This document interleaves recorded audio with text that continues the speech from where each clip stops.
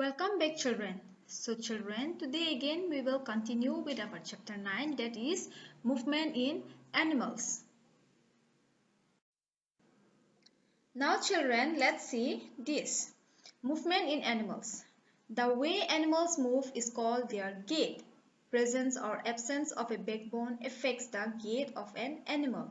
So you see children here, the way that animals move is called their gait. And again you see, presence or absence of backbone affects the movement of an animal, or it affects the gait of an animal. Now, based on the presence or absence of the backbone, animals can be classified into two groups, vertebrates and invertebrates. So children, you see here, based on the presence or absence of the backbone, again this animal, they are classified into two groups, that is vertebrates animals and invertebrates animals. Now children, let's see what are those vertebrates and invertebrates animals. Vertebrates. Animals that have a backbone are called vertebrates. Dogs, fish, snakes and human beings are vertebrates. So children, you see animals that have backbones are called vertebrates, and we human beings, we have backbones, so we are vertebrates. And fish, snakes, dogs, those are also vertebrates animals. Now we will see invertebrates. Animals that do not have a backbone are called invertebrates. So here you see animals, they do not have backbones. They are called invertebrates. Examples are given here. Earthworms, cockroaches and snakes are invertebrates. Now you see here children, there are more species of invertebrates than vertebrates on this earth. About 97% of all animal species are invertebrates. So children, here we come to know that out of 100% of animal species, 97 species of animals are invertebrates. That means there are more animals which do not have backbones. Invertebrates animals are more in number compared to vertebrates animals. So again you see here, movement in vertebrates is different than in invertebrates. So again the movement between vertebrates and invertebrates also different. Movement in some of the animals are discussed below. So here we will discuss some of the animals and their movement. So before proceeding to that, we will try to solve some question now.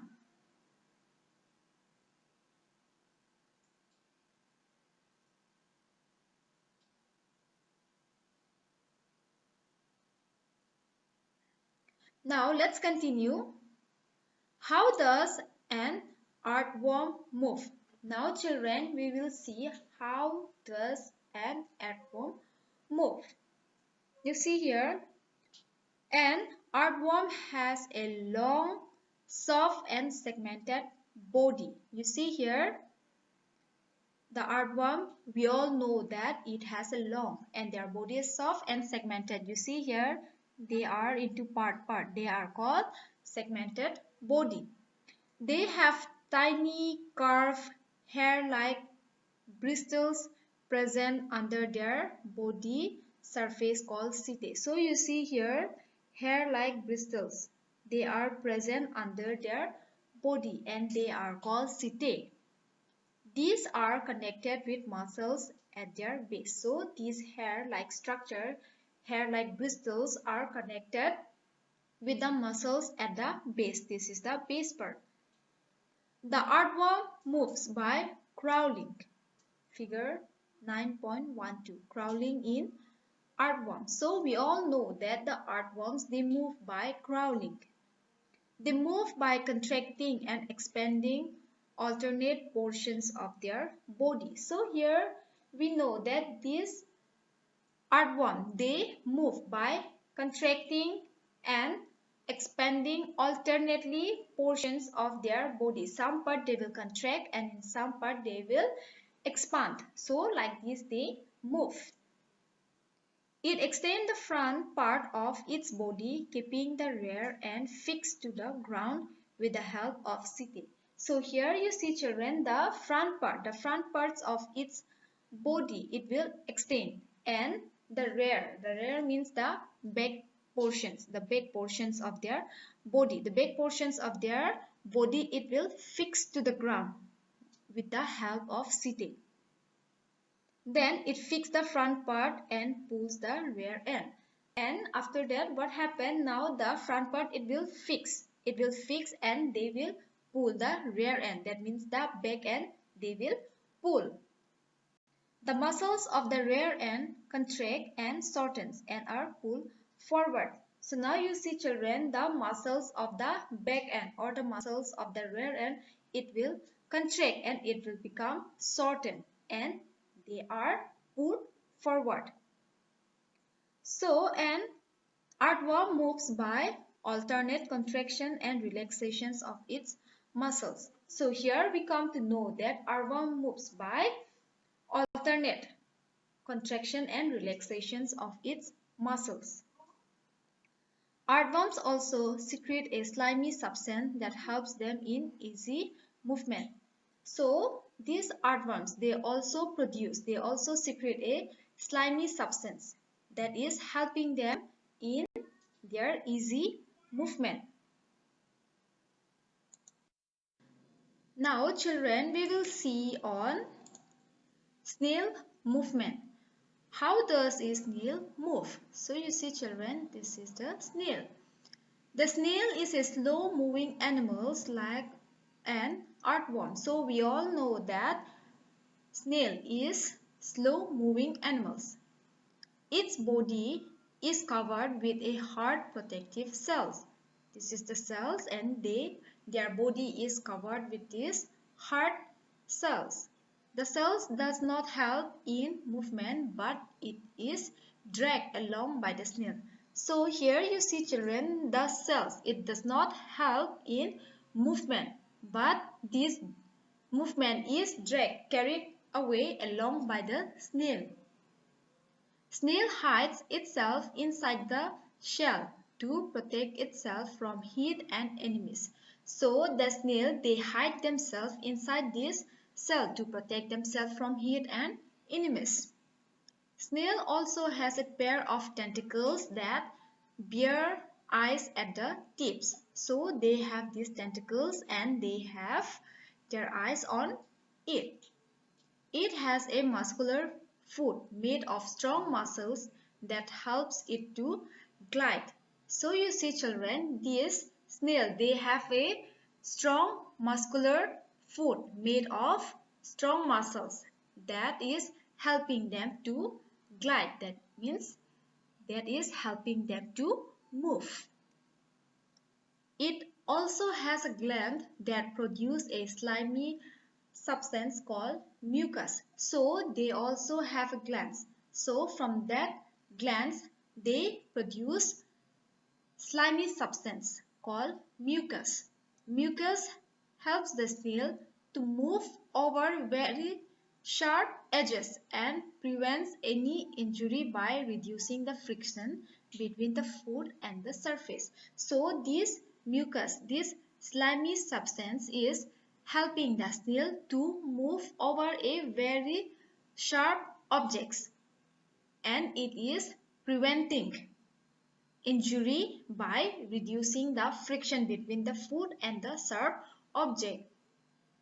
A trail of mucus is left behind as the snail crawls. So when the snail move or while they crawls, they leave the mark. They leave the mark of mucus behind it. Now we will see on how does a cockroach move. A cockroach has 3 pairs of legs which help it to walk. So we have seen here that a cockroach has 3 pairs of legs. That means they have 6 legs which help it to walk, run and climb. Strong claws at the tips of its legs help it to grip the surface firmly while climbing. So they also have a claws at the tip of its leg, and it is helping them to grip the surface tightly, firmly while climbing. Two pairs of wings that are attached to the body muscles help the cockroach to fly short distances. So again, this cockroach, they have two pairs of wings. That means they have four wings that are attached to their body muscles, and it is helping them to fly short distances. They could not fly long distances. It does not have bones. They do not have bones. It has a stiff, hard outer body covering made of chitin. So this body, the outer covering of the cockroach is called chitin. Hard outer covering, also called exoskeleton, consists of many plates joined together allowing body movement.